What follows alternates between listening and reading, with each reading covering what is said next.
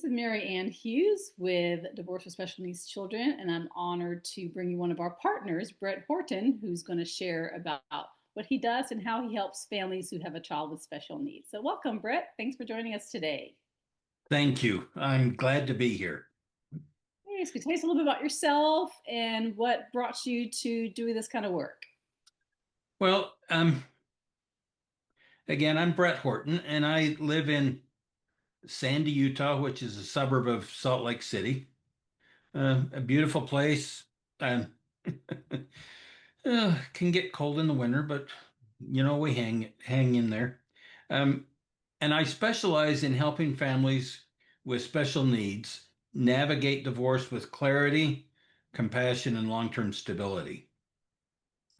Now, decided to start Horton Divorce Services. I've been a financial advisor for a number of years, actually 38 at the last count. And 19 years ago, I was introduced to special needs planning and was encouraged to pursue it. And as I did, it resonated very deeply with me. Part of the reason for that is we're the parents of five children. Um, our third was our son, and he was born with congenital heart defects. And there were a number of visits, number of surgeries. We actually lost him just before his fifth birthday. Also, sorry. A year later, our fifth daughter was born. She also had congenital heart defects. And she's still with us. She's now 29. She'll be 30 this fall. Um, she's had her share of issues, not only with her heart, but with other disabilities later on. But the thing that I will never forget is when I was learning about special needs planning and shared that with my wife. She told me, she said, I wish there would have been someone like that when we were going through those difficult times. And it reminded me how significant it can be. And so that's kind of my motivating factor in working with families with special needs. What I've been surprised, though, in those 19 years working with them, is how many special needs families have faced divorce. And many of these families, their divorce settlements didn't seem to be in the family's long-term favor. In fact, I remember one time I got a call from a family. She says, I need some help. And so it was a time when I had a special needs attorney that went with me, and we went out and visited this family.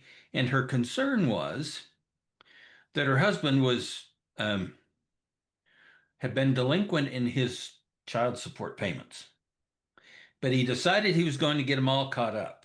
Well, in the process, or through the time of this, the child had turned 18, and so then she qualified for benefits. In other words, SSI and Medicaid. And the mom was so worried that she was going to lose benefits because of the catch up of child support. And I didn't know how to help. And so I turned to my attorney friend, and unfortunately, he didn't know how to help. And I just keep remembering that over and over again, that there was an answer, but I didn't have the answer. Later on, that's when I learned that a first party special needs trust would have solved the problem. However, my attorney friend, he wrote first party special needs trusts, but he didn't know about that application. And it really disappointed me to think that the legal profession doesn't understand those things. And as I've talked to attorneys over and over again, they don't.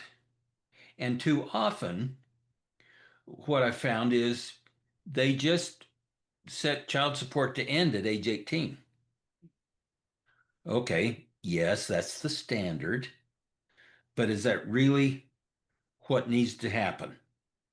And so my goal is to be the financial analyst or CDFA on a case, guiding families through the financial and legal transitions with emotional safety because it's really, as you know, working with these families, it's difficult for them and they don't know where to turn.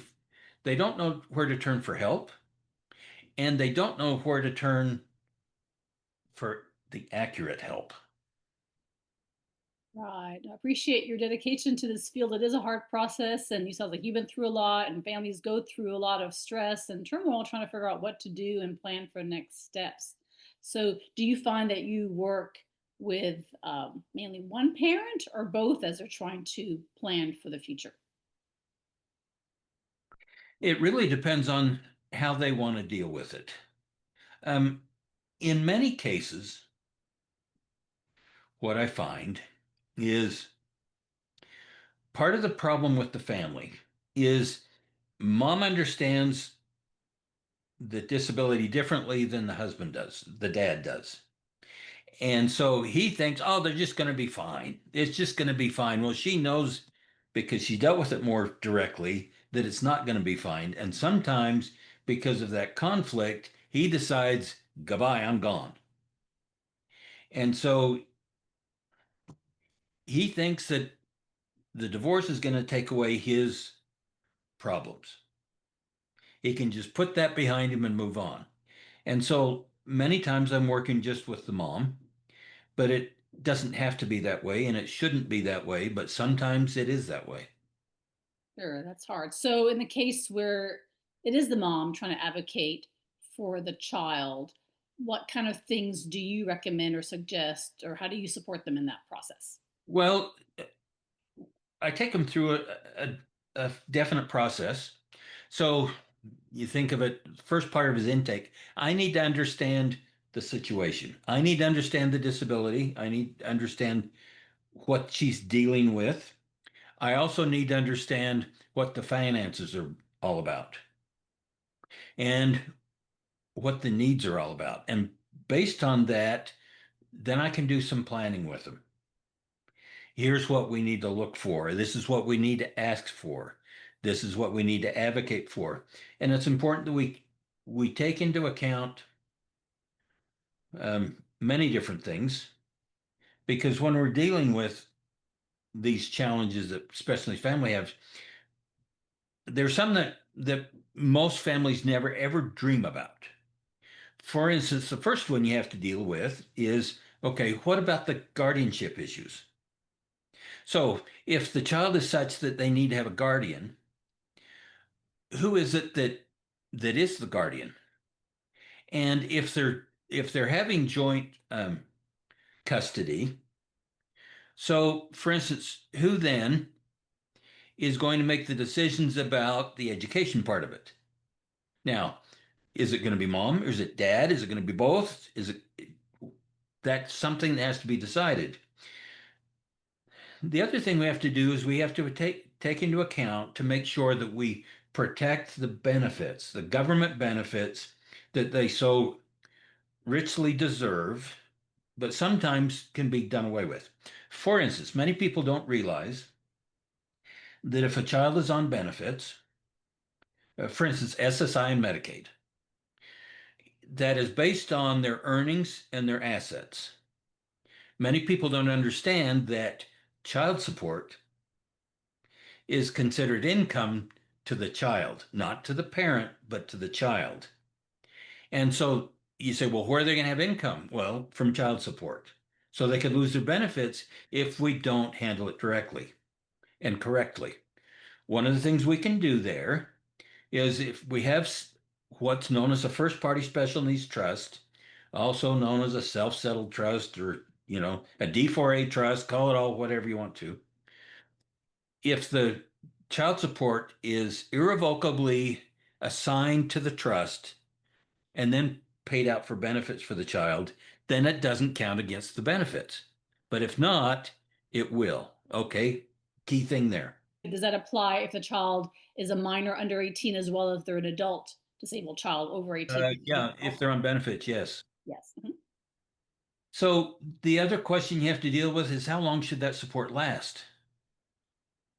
Sure, they may get benefits from the government, but should that replace to child support, $900 a month is not a very, that's not a very sweet life. And just because the government's putting forth their part doesn't mean that the non-custodial parent ought to get off scot-free. There ought to be some type of a program there. And how long should it last? Well, how long is that child going to live? And in some cases, you know, they may be so that they need around the clock care and mom has to stay home to take care of them. If that's the case, then spousal maintenance and child support may have to go on for a long time because otherwise, how's mom and the child going to live just on the $900 a month? I don't think so. Right, right. Each state handles things differently, right? So do Yeah, you, but you have to advocate for that. Um, yes, each state handles it, but in many cases, if you show that there's a need, then then that kind of takes care of it. But you right, have to show that you have to show why there's a need.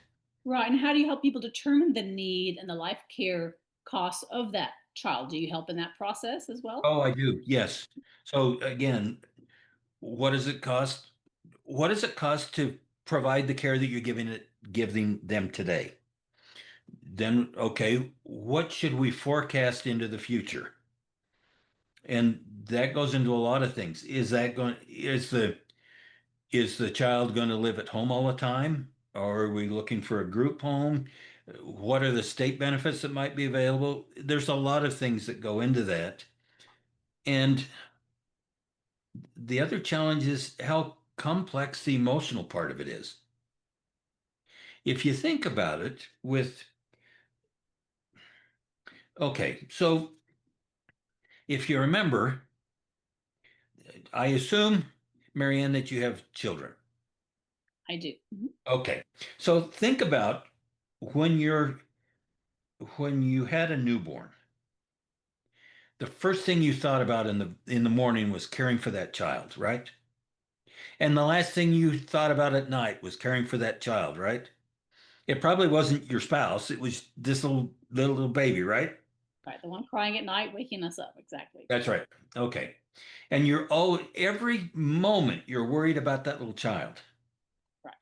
The thing that many of us don't understand is when we have, in some cases with special needs, that worry never changes.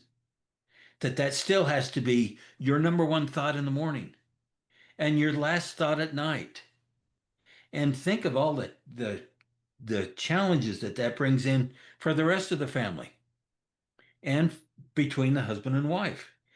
That's the emotional complexity that many of us don't quite grasp. And we have to really help them through that. Right. Most definitely. Yeah. It keeps people up at night from when, like you said, from their babies all the way through adulthood. Definitely. Yeah.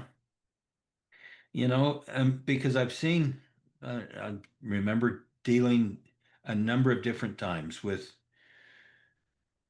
single mother that wanted to do some long-term planning for their special needs child, but they were so limited because of the resources they had because child support ended at age 18. And so she had to do the whole thing by herself. The other thing I found is if we want to know the answer to anything, we get on Facebook to the groups that we belong to and ask everybody else what the answer is. And in most cases, when it comes to special needs groups, the information that's shared from one person to the next is not entirely accurate. Most times it's not. Right. But oh, it's the gospel truth because whoever told me. Well, one of the things that I try to do is stay up on current laws, techniques, processes, and strategies for special needs families so that I can be a source for accurate information, not hearsay, but actually accurate information, and here's why it is such. And I've done that.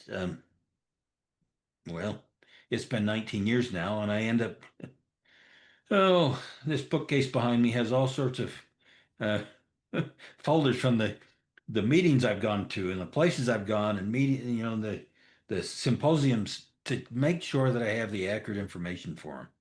Right. It does require special knowledge and appreciate all the time and effort that you've spent trying to gain that knowledge and share the information with families. And how do you share that information? Do you share online or with your clients? What's the best way for that information to Well, get out there? what I've done is I share it many different ways.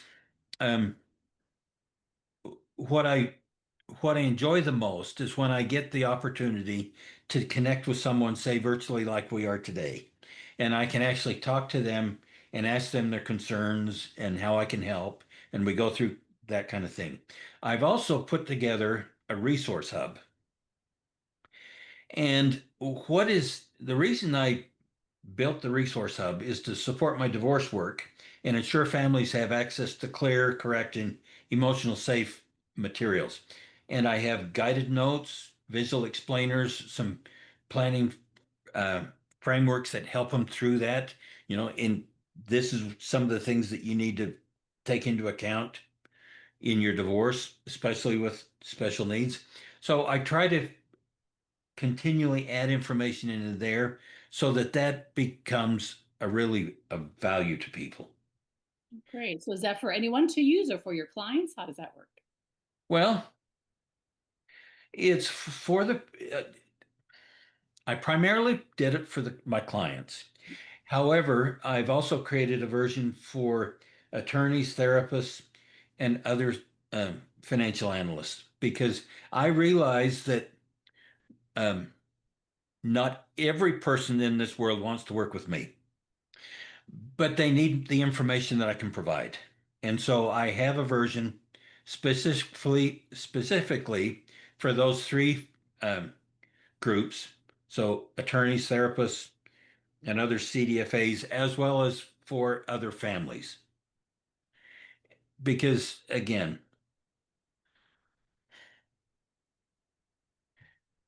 nobody knows enough, and we need to share what we know. And so I try to be in a position so I can share that so that they can use that to guide their families.